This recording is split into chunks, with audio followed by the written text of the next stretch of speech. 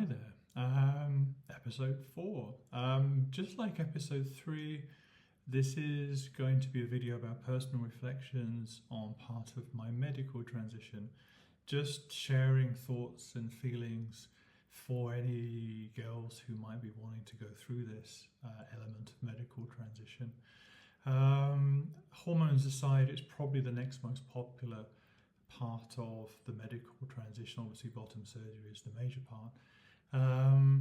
And really just wanted to do this video to share how I came to my decision, I suppose, plus also my thoughts and feelings both before and after I had the surgery, just to share what things you might go through if you indeed choose to go through this part of the medical transition journey. So I'm talking to you now basically 3 weeks after I had top surgery. If I step back to how I came to decide on top surgery, I hinted at it in the last video. Every time, well, firstly, my old life before just living as Maria was no life. In many ways, I was barely alive. Emotionally, I didn't exist. And life was grey, and it was all a bit of an act, frankly. That contrast to my life as Maria, where I can see my life used to be an act, and this, as some people might say, I'm dressing up and pretending to be a woman. I'm not. This is so real to me. I cannot. There's just no way I can really explain that, because it's just something deep inside me tells me that my life before was an act, and this person dressing up with curly hair and all the rest of it, this is not an act. This life means everything to me, and my life meant nothing to me before, pretty much literally. And that makes me emotional, so go and watch episode 3 if you want to understand something about emotions and the impact of hormones. But surgery is a serious step. Hormones, to an extent, you can start them, you can stop them. By and large, the impacts are reversible over time and all that kind of stuff. So hormones, in a sense, is an easy path into starting a medical transition, because you can stop it at any point in time. You know, there will be limited permanence in terms of what happens to you if you commence hormone surgery. But top surgery happens to be the first surgery that I've had. I'm going to have face surgery starting in a couple of months, and I'm going to have bottom surgery. And the reasons why I have to have the surgery, again, I hinted them in the last video. I have to do the surgery, not because I hate my old body. I wasn't a big fan of it, but I didn't hate it. I basically had no feelings towards it at all, frankly. That contrasts with how I feel about myself today. You know, for the first time in my life, I love myself. For the first time in my life, I understand exactly who I am. And for the first time in my life, I happen to know that that is a woman. And everything that happens to me that reinforces the fact that I am a woman makes me feel better. So I'm not driven by a negative feeling about my old body, although I didn't much care for it. I'm driven by a positive drive and a need to become as complete a woman as I possibly can be. You know, I'm driven to becoming something more positive for me. It's not a negative motivation, it's a positive motivation. And when I think about that and I hear myself saying those words, that's fabulous, because a positive reason for change is the best reason for change you can possibly have. You know, I'm lucky in a sense that my dysphoria is the very subtle emotional kind. There are others who have dysphoria of a very strong physical kind, and for them it's a slightly different position. Nonetheless, for me, the physical changes I am starting to have and will continue to have are all about becoming somebody who I feel and believe myself to be, rather than, if you like, erasing somebody that I used to be. And then, if I think back to the nervous days that I had before top surgery, and some of my worries and my concerns that I had, I never had them before. I think I had a big day in Bordeaux, at the hospital in Bordeaux, where across a series of 5 meetings lasting about 6 hours or something stupid in total, I met the surgeon, I met the anaesthetist, and I met 3 nurses, one who worked with the surgeon, one who worked with the anaesthetist, and one who just takes care of the transgender pathway for that particular hospital. It was an exhausting day. It was a day of sharing, to a large extent, the same details over and over and over again. It was an emotional day, but it was more tiring than anything else. The fun part was choosing what size implants I get to wear. And it was only, up until that day, if you like, everything was kind of a little bit surreal. It was a bit, it's all going to happen, but it's all a long way away. Those meetings that happened about 6 weeks before my surgery. So at that point, time was running away, time was disappearing, and things were starting to get very, very real in a way that when things are like the other side of a bunch of meetings and whatever, they're just not real in a sense at that point in time. So then in the couple of weeks that I had after that big heavy day of meetings in Bordeaux, I went through a couple of forms of introspection where I remember thinking, how will I know I'm ready for this? How will I know it's right for me? How, all those kinds of, the impossible to answer questions. And I tried to, and I did get quite worried at one stage, because like, how can you possibly know? I mean, unlike hormones, this is going to be a change to my body for the rest of my life. And I can get emotional about that one already. But when you're looking at a fork in the road like that, suddenly again it gets very, very real. Hormones was like, start, stop, whatever, doesn't matter. For surgery like this, what I had to do was think of any other points in my life where I had a similar fork in the road.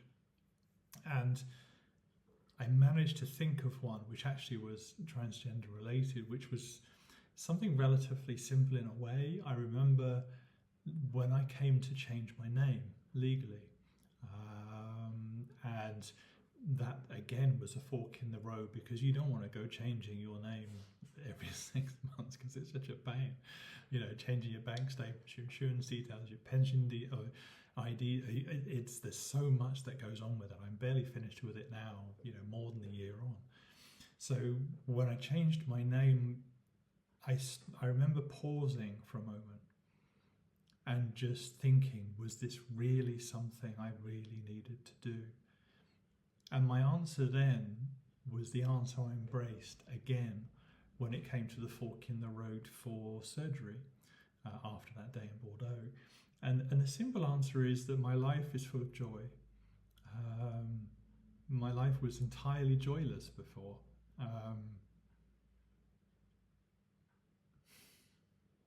My life before was like a grey life. Life in a permanent cold shower, soaked to the bone, chilled to the bone. And my life as Maria has not been a happy life. It's been a joyful life. Even if something's happened in life which has not been so good, I've always had joy underneath everything else. So the flotsam and the jetsam and the bits and bobs that come with life just come and go. They have to be dealt with, and they have a consequence and an impact. But the joy always remained.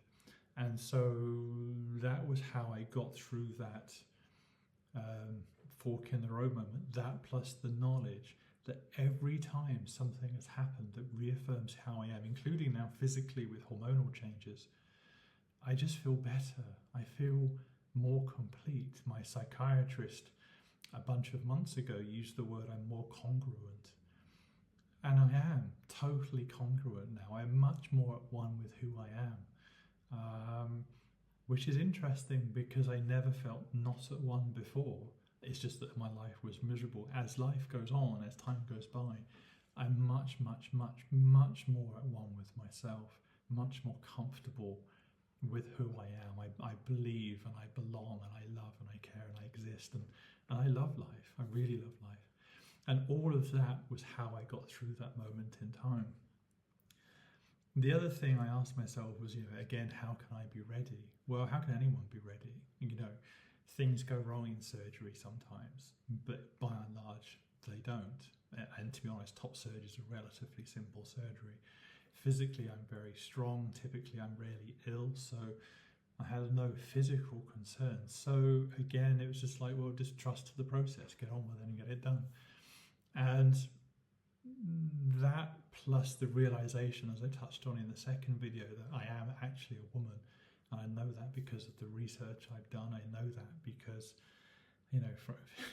I didn't exist as a guy in many, many different ways. Because of all of the above, I knew that this was right for me. And once I've been through that process of double guessing myself before surgery, the rest of my 5-6 weeks before surgery just passed by in a flash. No doubts, no concerns. It was just logical process. This is something that just is going to be done. It's something that makes me better, and fantastic. I wasn't thrilled.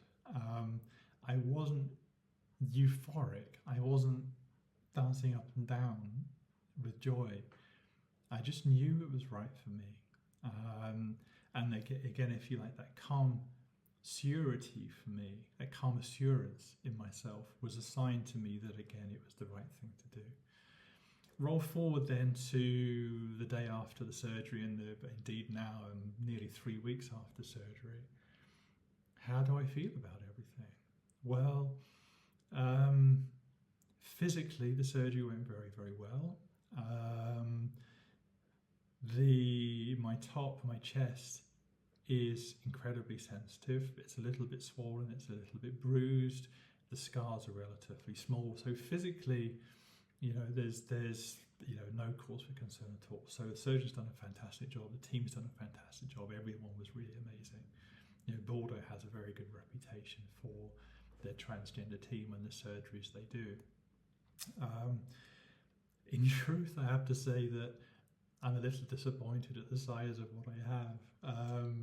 I know someone who went back 2 months later to get a bigger pair, but there is a limitation when you have this surgery, because if your skin will only stretch so far, which means they can only get in an implant of a certain size and no larger, otherwise it just won't work at all. So, there's always an option down the line to do the surgery again. I must have been quite tempted because I'm such a big person that actually, they don't look ridiculous, but they're not quite in balance with who I think I am. But that would be purely cosmetic if I ever choose to do that. But emotionally, again, I'm very fixated on emotions and thinking things through about how I feel. And within the couple of days after I came out of hospital, I did have a brief moment where I sort of asked myself, am I woman enough for this? And just saying those words makes me really emotional.